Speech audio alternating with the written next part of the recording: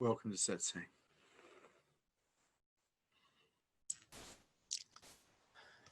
Could you please talk about the need for a spiritual teacher?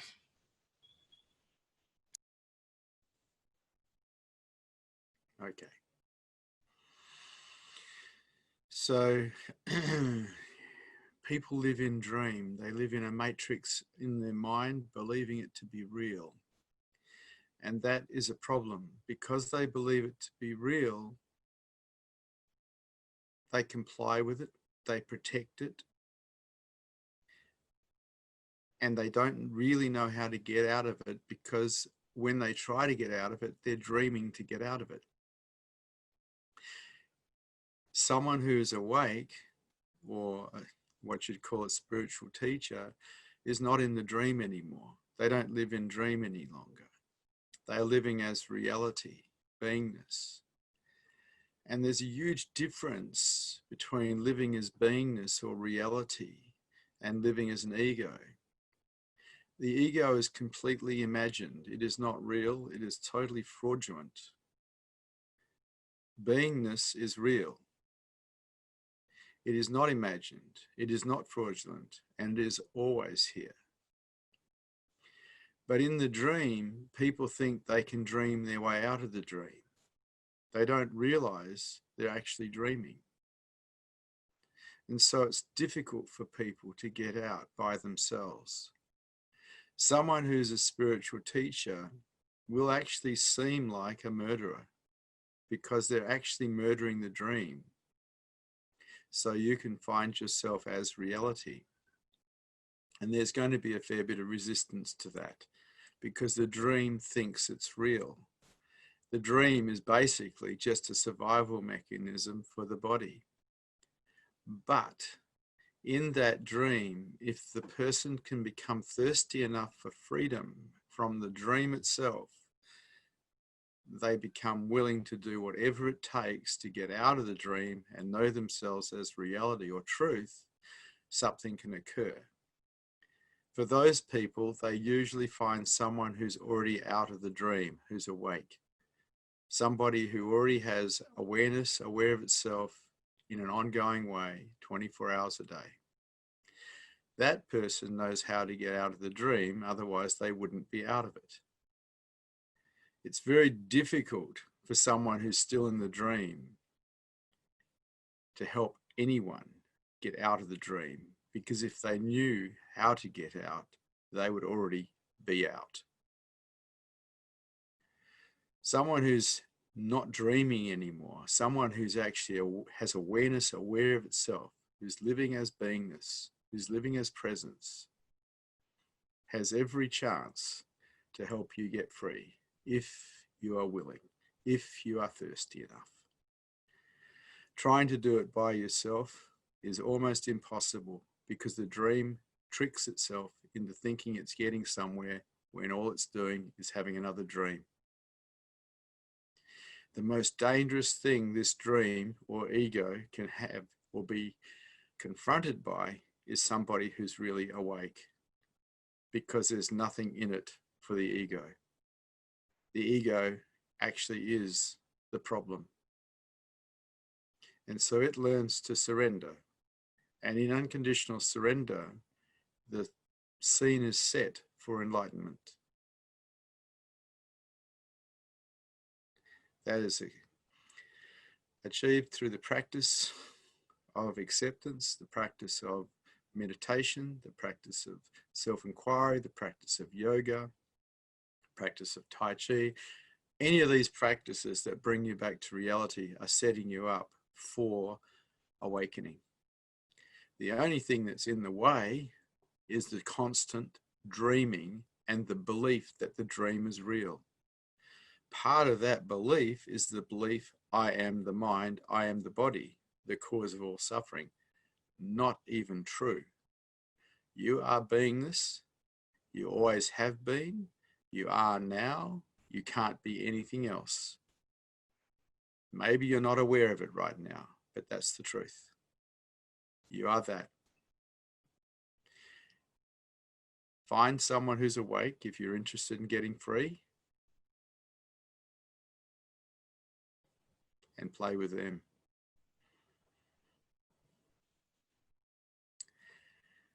Are there any questions? Any statements? Any challenges to this teaching today?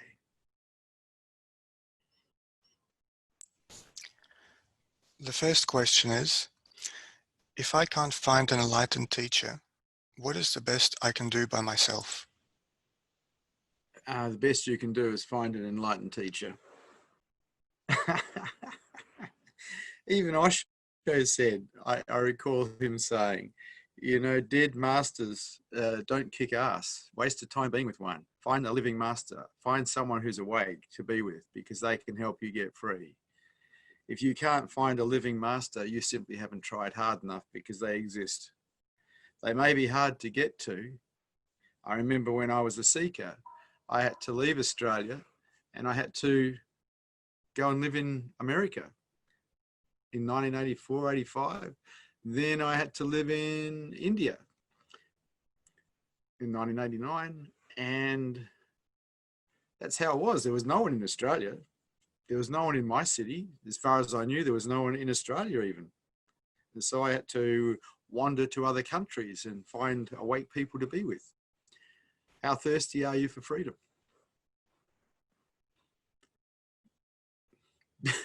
It's up to you. Find someone. It's very difficult to do without someone who's awake. Your mind will fool you, because that's what it does. It's tricky. It's a survival mechanism that isn't as old as you are. It's 1 million years old, and it's really tricky. It's really good at surviving. And that very survival is in the way of unconditional surrender. Find someone who's awake. Do what you have to do. Make it so.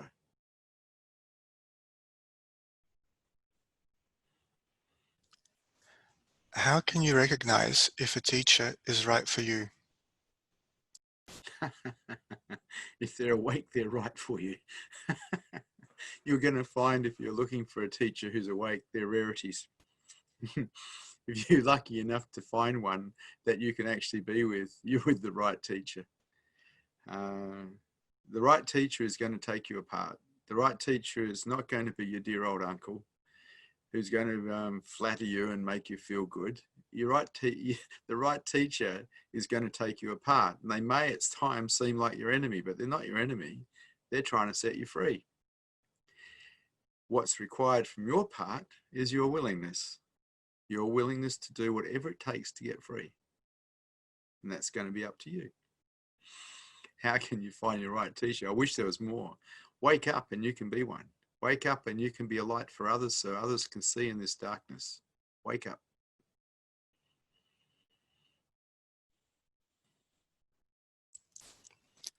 I've heard that in spirituality, it is best to follow only one teacher. Do you agree with that? Yes, and it's very simple. Teachers contradict themselves constantly. And, well, awake teachers do anyway. And if you get together with more than one teacher, it's like getting two different ideas about the same thing at once on how to do something. It's just confusing. Find one teacher, stick with them. That's best. Otherwise, you just get confused. It's like trying to ride two horses at once. You get torn apart. It doesn't work. And so when I was with Osho, I was with Osho. I was with Osho from 1982 through to 1990 when he died, and I was with him. And then I was alone for a long time because I didn't know of any other awake people on the planet. I wasn't that aware of them. And then I became aware of Papaji in 1997, I think. And I became aware of the Advaita Vedanta teachers. And then when I was with them, I was with them. But because they were traveling teachers, it was difficult to be with them all the time, because I had, by that stage, a family of 3 children and business to run. And so I had to stay here in Perth. I couldn't do the traveling that I used to do. And so when the teachers came to town, I was with them totally. As a matter of fact, I hosted some of them. And when they went, I practiced what was taught. And then when the next one came, I'd be with them totally, and I'd practice what they taught.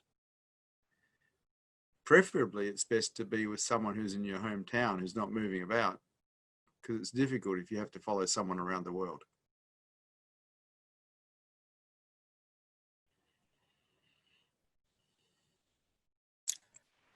Amber asks, I was away from my teacher for 3 years because of visa issues, and I looked for other teachers to sit with during that time.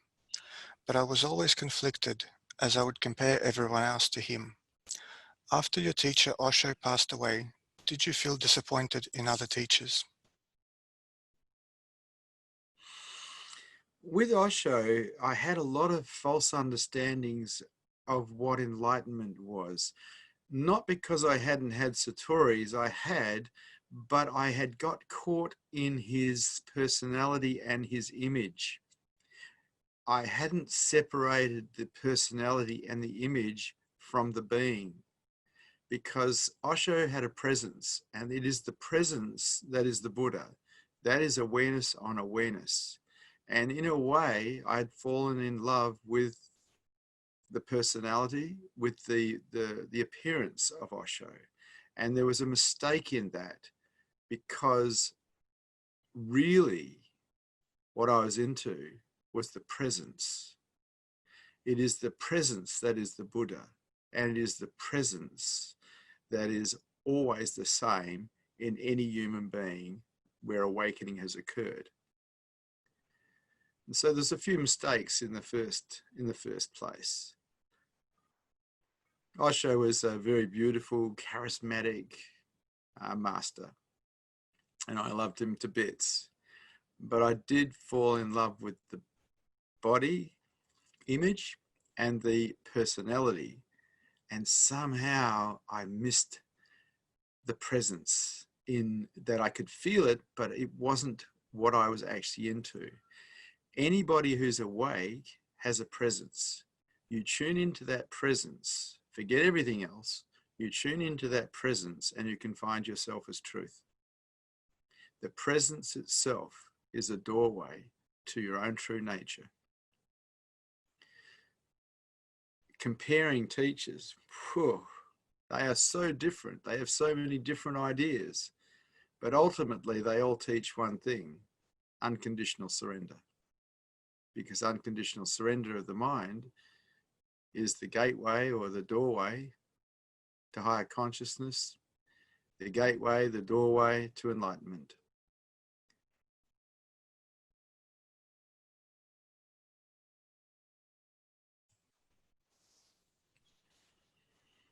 Is the love affair with the teacher necessary?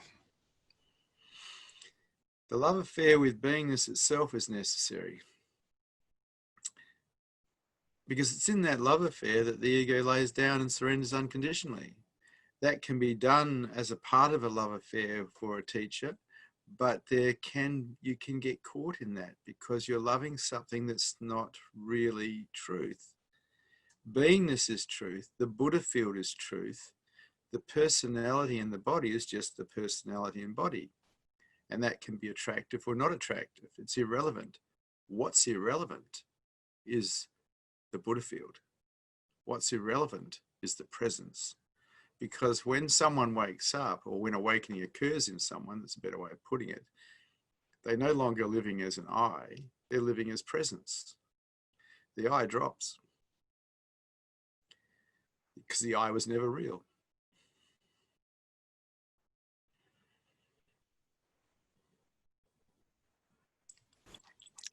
Viewer asks, if hanging out with an awakened teacher is the only way to wake up, and it works, how come it seems that there are so few, if any, enlightened ex-students that you know of in Australia? They're not willing to pay the price. What's required is unconditional surrender. And what's required is preparing the mind for enlightenment. You see, a mind that constantly contracts to outside stimuli isn't going to support enlightenment. It's going to keep attracting awareness back to itself. So you get people having satoris, and then they supposedly lose the satori and go back to ego-based reality, where really it's just the mind has contracted and attract awareness back to itself. People aren't willing to pay the price. And asking, what is the price for enlightenment? The answer is simple. Everything. It is simple. Everything. Everything you're attached to. Everything. You give it all up. You surrender it all, because it's all a prison. It's all part of the matrix of the mind. But people aren't willing to do that. They want to hang on to that and have enlightenment. No, that's not how it works. There's one deal in town with enlightenment. Everything for truth and nothing for you. And that's the deal. And it's a pretty good deal, because you're not an I anyway. You are beingness.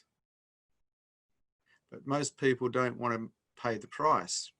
They want enlightenment, but they want it for themselves. And there's no such thing as selfish enlightenment. There can't be. The I can never wake up, because it's a dream in the first place. You try finding the I anywhere, you won't find it. You can't. It's not real. It's imagined.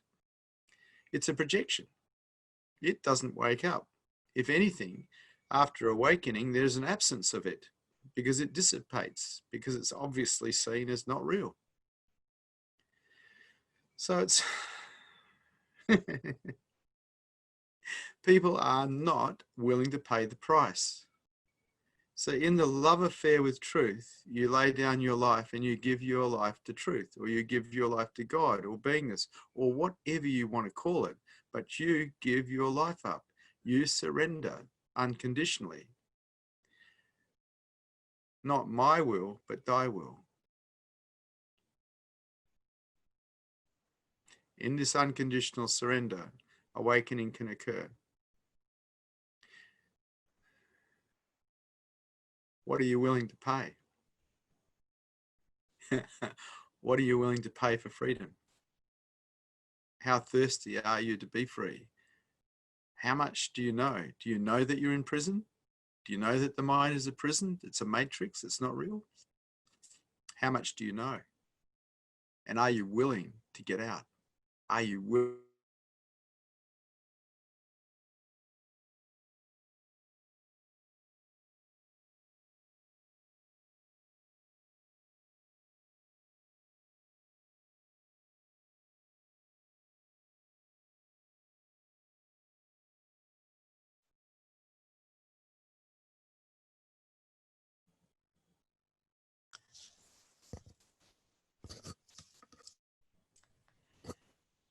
So we seem to be having some technical issues.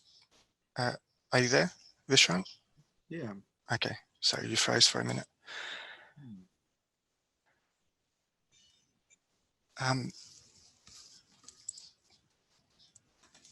The next question is, there is an old saying. Wait a second. Could you wait a minute? Sure. Thanks. Okay, I'm just changing over to a different channel on the internet. That'll be better. Try that one. Okay. Satya would like to ask a question. Hi, Satya. Hello, Vishrant. Vishrant, how seeker prepare himself, prepare his mind to pay for the price? Sorry, I'm sorry, I didn't understand your question, Satya. Okay, how seeker prepare himself to pay price towards enlightenment?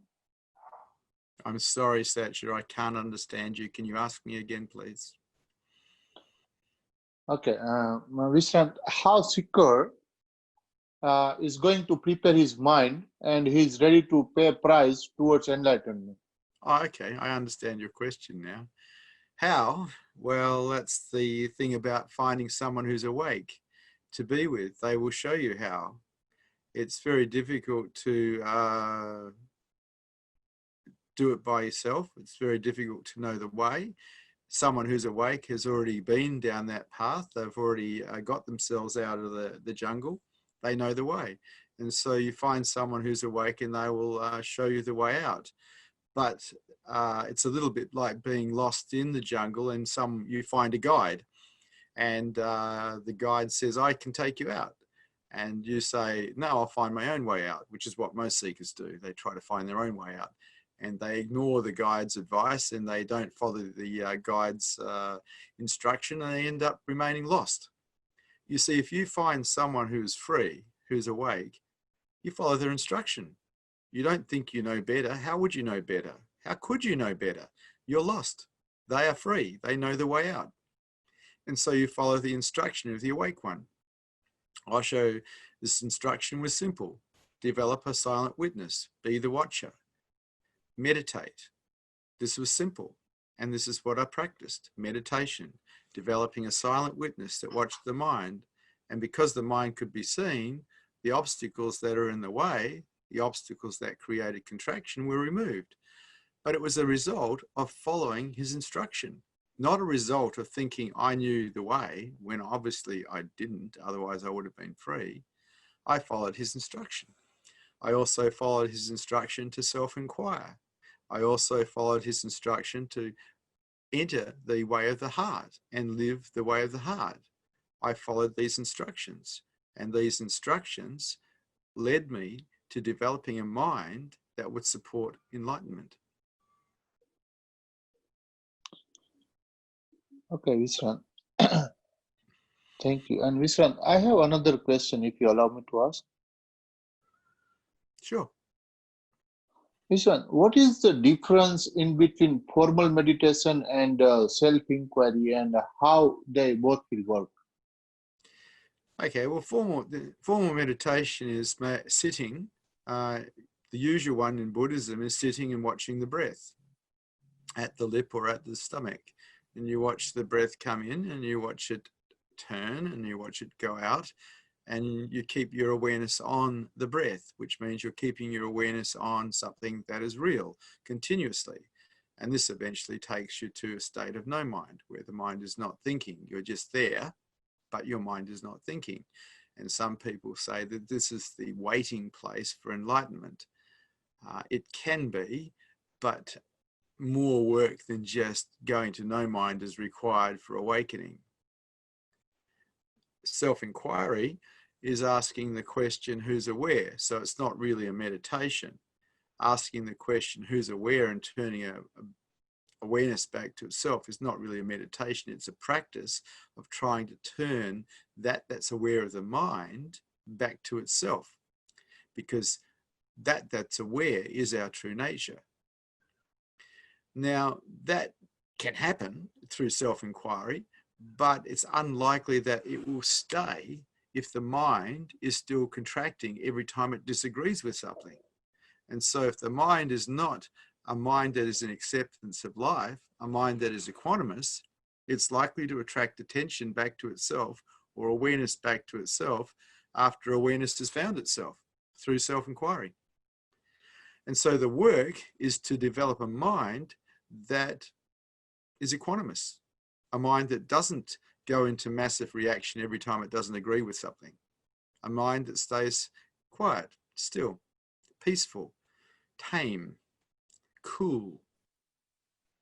That mind will support higher consciousness. And that's your practice can facilitate that.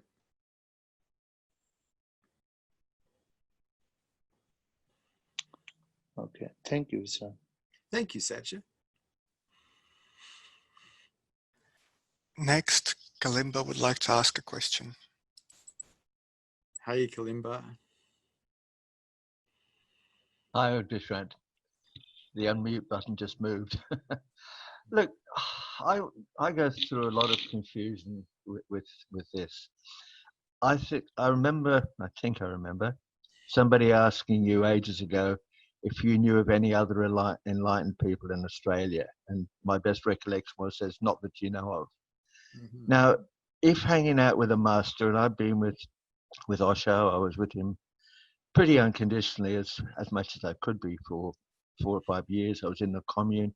I was with Indabar, who I reckon is, if not enlightened, pretty close. I've been with workshops with Nakunu, with lots of other people. And when I hear you say that all that's needed is sort of total surrender, how come when so many of us have been with, and I've been around you too, how many of us that have been around Osho and you and people like that, how come none of us get enlightened? Are all of us so lazy? Are all of us not doing any work? Are we all losers? Because how come we're not getting enlightened? In one way, you're losers. With regards to other awake people in Australia, there's just not many. There are other awake people in Australia, though. I don't have contact with them. I don't have an interest in awake people. But with regards to waking up and staying awake, it requires a totality. And most people don't seem to be willing to be total. They're waiting for an accident to happen. They're waiting for something else to go on while they're living their life. They don't realize that you actually surrender everything. You surrender your relationships, you surrender your power, you surrender your money, you surrender your life. You give everything to God. And most people aren't willing to do that. I hear what you're saying with this, but you've got your community there, and there are so many people that have come and given, as far as I can see, their lives to you. But are there any enlightened people in your community, in your Sangha? No, there's not. Then what's the point of it all? The point is to wake up. The point is to actually get to a state inside yourself where you are willing to put totality into it, rather than want spirituality or want higher consciousness or want enlightenment, but also wanting to have a family, wanting to have money, wanting to have power, wanting to have success. You can't have both. That's like riding 2 horses. It's impossible. You can only ride 1 horse. If you put all your totality into enlightenment, you'll wake up. But most people don't. They want enlightenment, and they want other things as well. They want to serve God, but they also want to serve themselves. Someone who's awake doesn't serve themselves. They serve God or truth, whatever you want to call it. Now, how many people are really willing to be that total?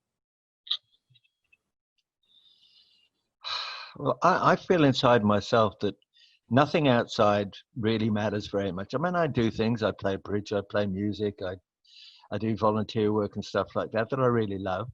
But if I was offered a choice, if somebody came to me during the night and said, "Are you happy to give it all up to be awake?" I'd say, "Hell yeah." And yet, and I said, I know this sounds critical, but having been to your Sangha a few times and met some really lovely people that are committed, how come it's not working? What's the point of it all? There are a lot of people there, I'm sure, who are totally committed to waking up, yet it's not happening. Are we all doomed for failure? It is working, but it is working at the pace that it's meant to work at. You can't go further ahead than where you're at. Like, I'll give you an example of that, Kalimba. I got into this when I was 19. I woke up when I was 45. I did 26 years work on myself. And unlike a lot of people, I was very, very total in what I was doing. I was absolutely stripping myself down and removing anything that caused contraction or restriction or resistance inside myself, because I simply wasn't interested in the suffering that it causes. It just so happens that set my mind in a way that was ready for enlightenment. So if you attack me physically or verbally, nothing inside is going to move, because it all surrendered 20 or 30 years ago. It all laid down. And that type of mind, which is an equanimous mind, supports higher consciousness. A mind that constantly contracts when it doesn't agree with the way the world is, isn't going to support enlightenment, because it's going to attract awareness back to itself anyway. And so this is one of the reasons that I like Buddhism, is because they talk about developing the equanimous mind, which a lot of religions don't. And it's essential. If you haven't got a mind that will support enlightenment, enlightenment isn't going to stay. You may have support, and most people do have stories, but they can't stay because basically because they haven't developed a mind that will support enlightenment. Now, you were talking to me a while back about your disagreement with the loggers down south, the tree logging. And look, I agree with you totally. I'm totally in your court with that. But you contracted over it, you know, and that contraction, if you were awake, would have pulled awareness back from itself and onto the mind again, and you would have ended up living as ego again, even if you were awake, because of the contraction. I hear what you're saying and it resonates with me, but as you said that, I was just thinking, if you're in a forest and somebody is cutting down a beautiful tree, as it falls, it tears your heart. I mean, I understand what you're saying. I mean, I had this last night, I don't know why, when I was lying in bed sort of thinking about all this stuff, I thought, if you were walking down the street and a guy came along with a hammer and attacked a little child and killed them in front of you, how could you be equanimous with that? I could be. It doesn't mean I wouldn't do anything. I would step in harm's way to protect the child, but my mind wouldn't move. It would stay open. It would stay unreactive. You see, just because you develop an equanimous mind doesn't mean you become ineffective in the material world. It just means that you can do things from openness rather than contraction. Yeah, I understand that bit, but if there's something you can't do something about, you're just witnessing it. The analogy I had was you weren't there, you were just, it was down the street and you couldn't do anything, but you saw it. How could you not feel pain for that? There's a difference between feeling pain and contracting. I can feel pain, I can feel the grief of other human beings, but there's no contraction over it inside of me. There's no resistance to it inside of me. Doesn't feel, look, just because you become surrendered doesn't mean you stop feeling pain. You still feel pain, you just don't react to it. Yeah, I know what you're saying about contraction. Sometimes I can actually feel it. I can actually feel it tightening up inside me, which is, I think that's a good step, to see the contraction, acknowledge it, and then consciously let it go. I agree with you. That's higher consciousness. To see what's happening inside of your mind is higher consciousness, and being able to let it go is once again higher consciousness, because in lower consciousness you probably don't even see it, and you definitely don't let it go. Yeah. And so there's a step towards enlightenment, and it's higher consciousness. Higher consciousness is when we can see what the mind's up to, and we don't get caught in it anymore. We don't get reactive anymore. We get responsive. And as I was saying before, this is why I like Buddhism, because it talks about developing a mind that is equanimous, where a lot of religions don't. And I don't think, unless you develop a mind that is non-reactive, it can support enlightenment. Yeah, I hear what you're saying. At one level it resonates, but then there's this ego, the kalimba in me that goes, yeah, but. And it's the yeah buts that get in the way. And it's like, I think I once said to somebody, the desire to be enlightened, all desires get in the way, and the desire to be enlightened is also a desire. So it's a question of drawing that line. It is what I want more than anything I have ever wanted. And yet the wanting can be in the way. Then here's a sadhana for you, Kalimba. Give up the yeah but, because it's in your way. Right. Okay, I'm going to take that on board. Thank you, Vishrant. It's always lovely to speak to you, Kalimba, and I appreciate your questioning and your challenging, because these are questions people need to understand and know. Thanks. Thank you.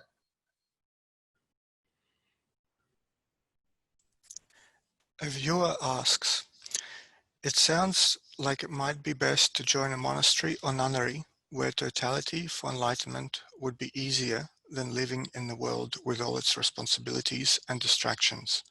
What do you think? Well, I'm not here for people who join monasteries or ashrams. I'm not here really for monks or nuns. They actually have their own place and their own teachers. I'm here for people who are in the marketplace, who have families, who have jobs, who have to pay bills. And I'm here to show witness that it's possible in the marketplace to wake up and stay awake. It may be a little more difficult than in a monastery where you have sanctuary, but if you use everything as your teacher to learn surrender, to learn acceptance, the marketplace is perfect, because that's where we get triggered. That's where we can find our resistances and allay them. That's where we can meet the contraction and find the belief systems that create that contraction and undo them. The marketplace is possible for those who want to become enlightened. It's just that it's different. We have to use different things than in monasteries to support a mind that will support enlightenment. For myself, I allowed everything to be my teacher. Anything that contracted me, anything that created resistance in me was examined and undone.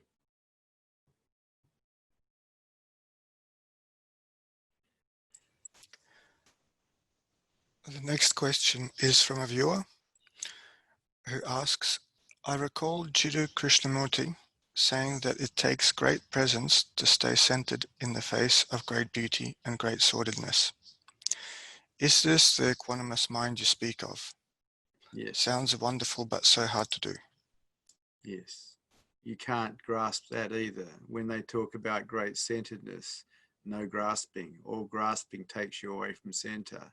And so someone who starts experiencing the beauty and the bliss of awakening, the mind may try to grasp that. In other words, it moves away from center. In the grasping, all is lost. You can't hang on to anything, not even the beauty. You have to be in a flow where everything is okay. You hang on to nothing. You attach yourself to nothing. And then awareness can stay aware of itself.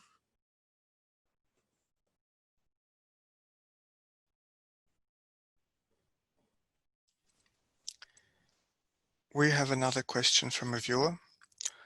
I have stopped wanting a future in a sense, as I understand this to be in the way of higher consciousness.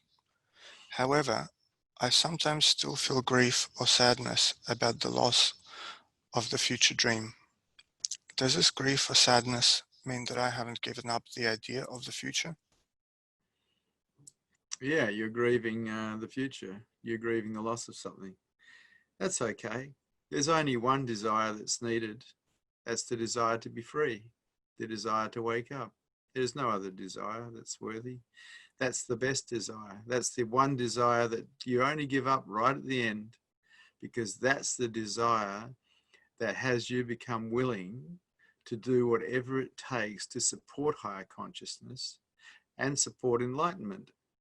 In supporting higher consciousness, we are supporting a way of living in the world that is of less suffering and more beauty. Because in higher consciousness, we don't resist life, so we don't suffer as much. In higher consciousness, we clearly see that the best way to live this life is the way of the heart. And in serving heart, we serve humanity. And in serving humanity, there is a certain happiness that comes. All the happiness in the world seems to come from being a giver, and all the misery in the world seems to come from being a taker. In higher consciousness, you give up being a taker and you become a giver. Higher consciousness is before enlightenment, but it is lovely to have higher consciousness. It is not lovely to be stuck in lower consciousness. So all endeavors from the seeker need to be towards higher consciousness. And from there, the stepping stone to super consciousness, enlightenment.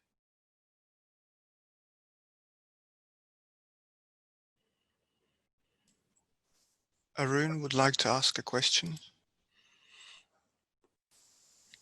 Hello, Arun. Hello, Vish. My question to you is, when I'm witnessing, I find that I can either leave my attention on the contents, or I can leave my attention on the field. Is there one that I should preference over the other? If you have your attention, what do you mean by field, Arun? Yeah, so I think the field is essentially the way we talk about that ambient awareness. It's like nothing that's going on, is just kind of that background hum. And then the contents are specific things within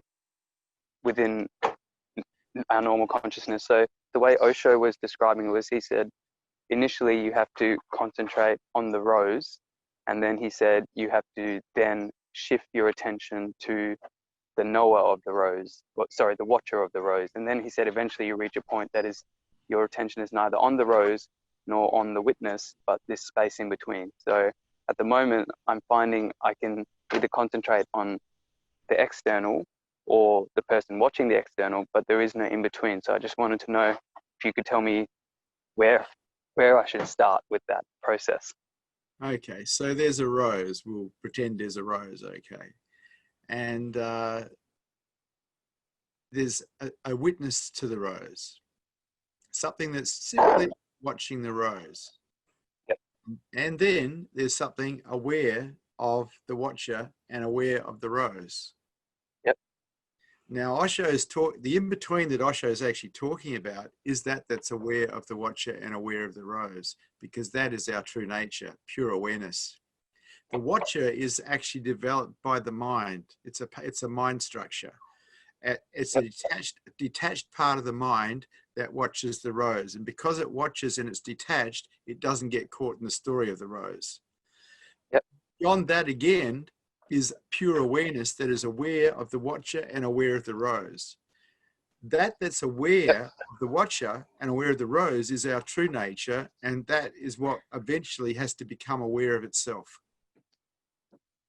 Right. Okay. But in watching the rose, having a detached witness, we get to see all the structures of the rose, and we get to see how it works. And because we can see how it works, we don't get caught in it. We don't get reactive. We can start responding instead of reacting because of that detachment. Yes. Okay. Yeah, that makes sense. Now, then there's something aware of the watcher. There's something aware. There's something that's simply aware, that doesn't think. It's there. And it's always there.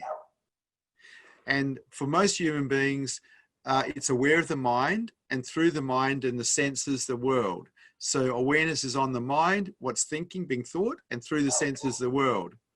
When awareness turns back to itself, that is Satori.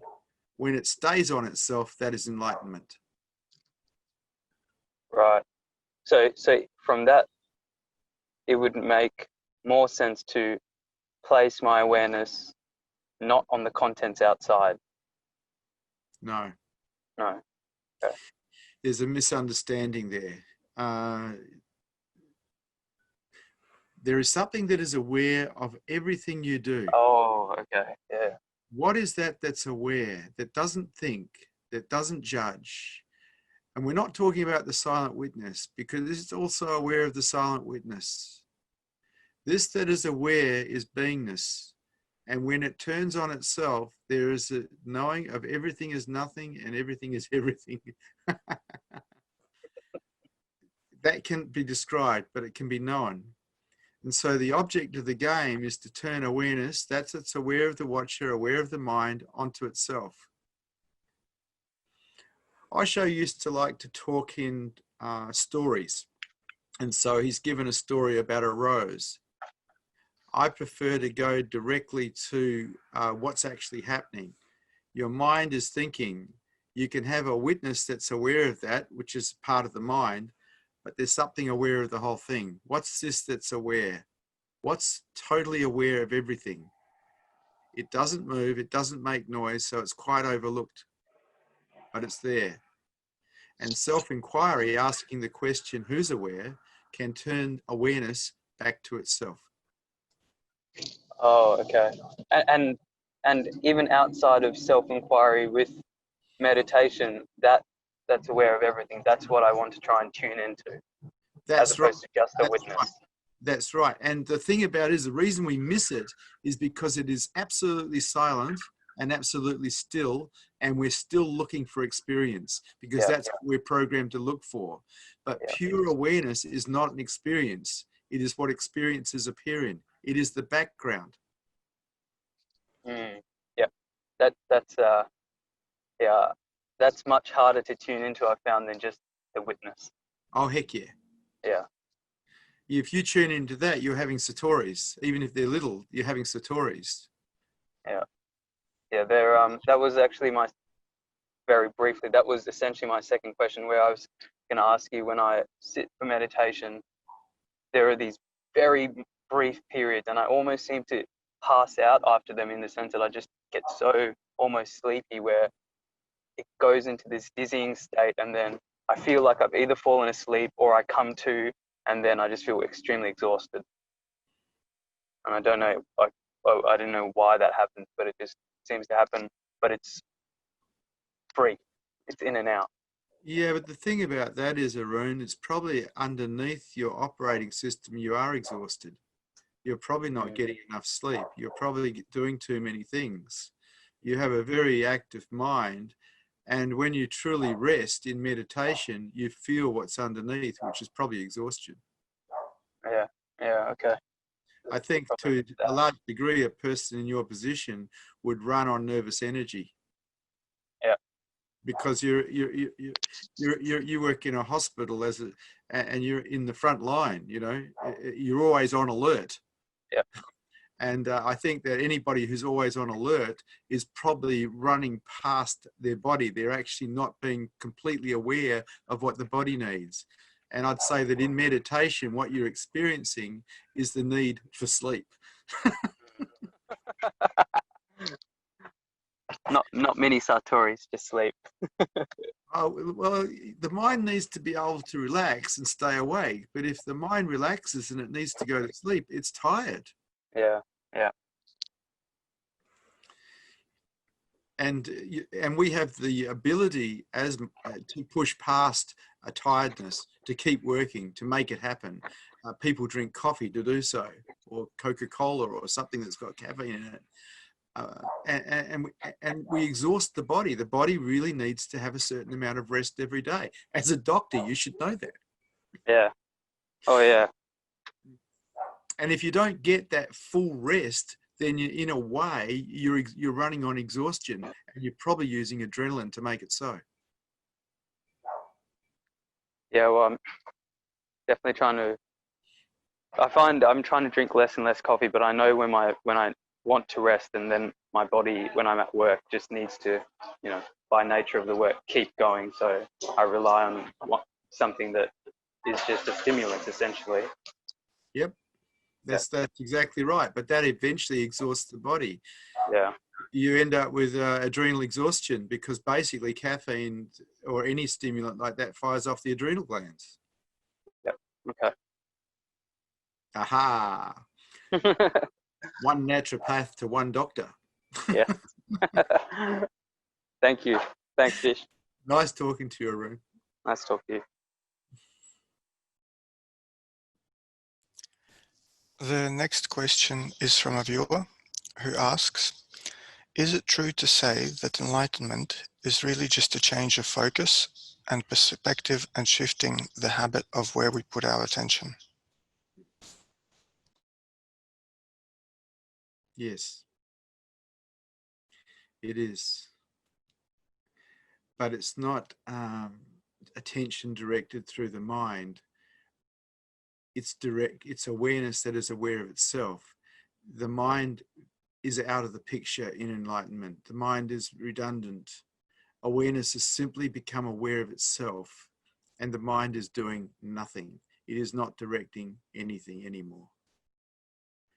And so in the beginning, when a person is looking for enlightenment and they are trying to turn awareness onto itself, the mind is directing that. It is self-inquiry, is the mind directing the search for self.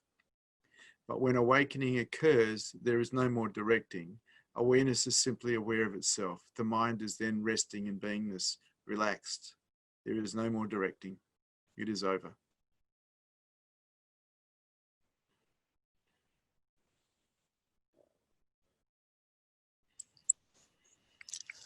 Arun would like to ask another question. Hello, Arun. Hi, Vish. My next question is to do with I think it's either a Chinese saying or maybe more of a Buddhist saying, but this concept of Wu Wei, which is effortless doing or non-effort, and how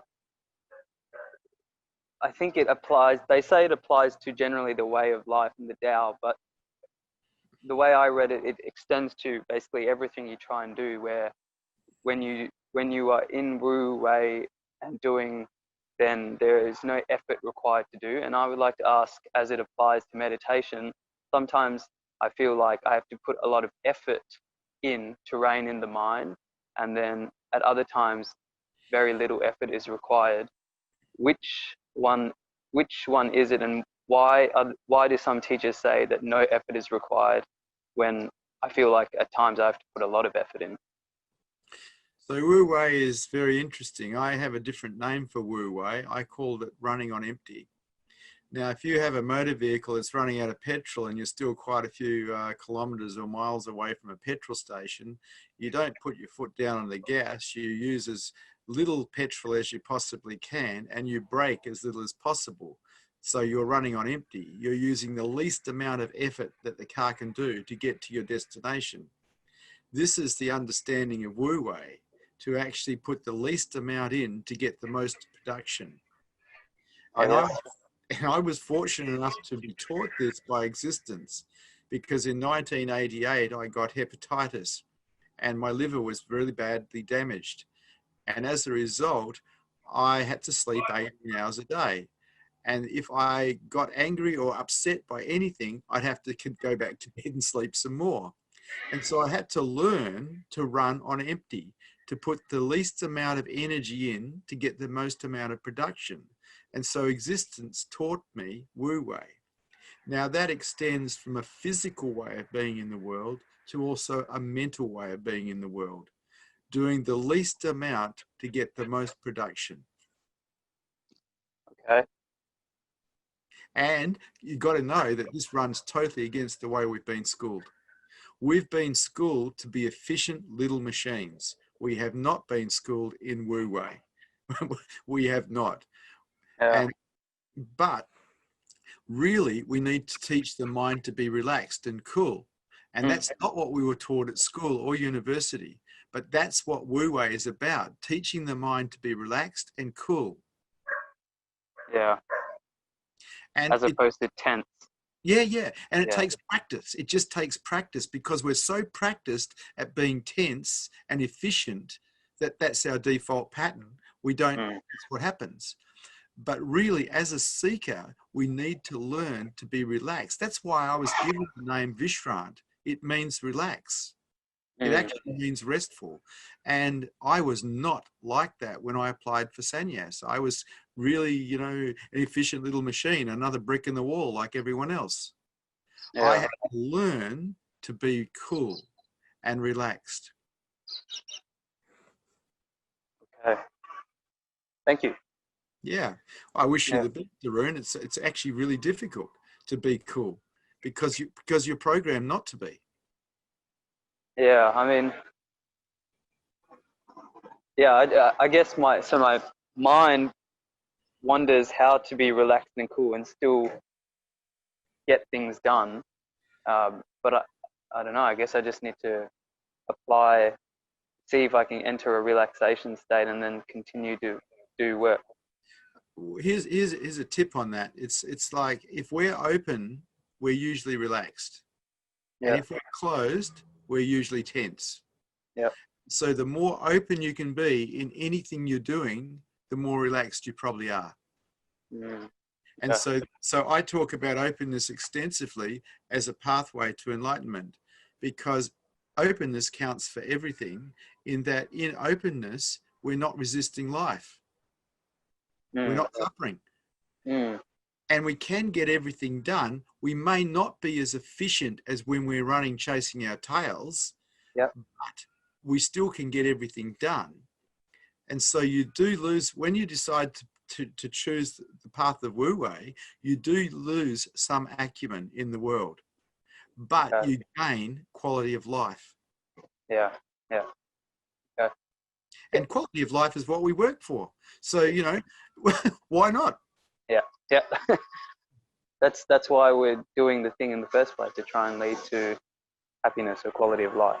Exactly, Yeah. exactly. But you and I were never programmed for quality of life. We were programmed for success. Yes. Yeah.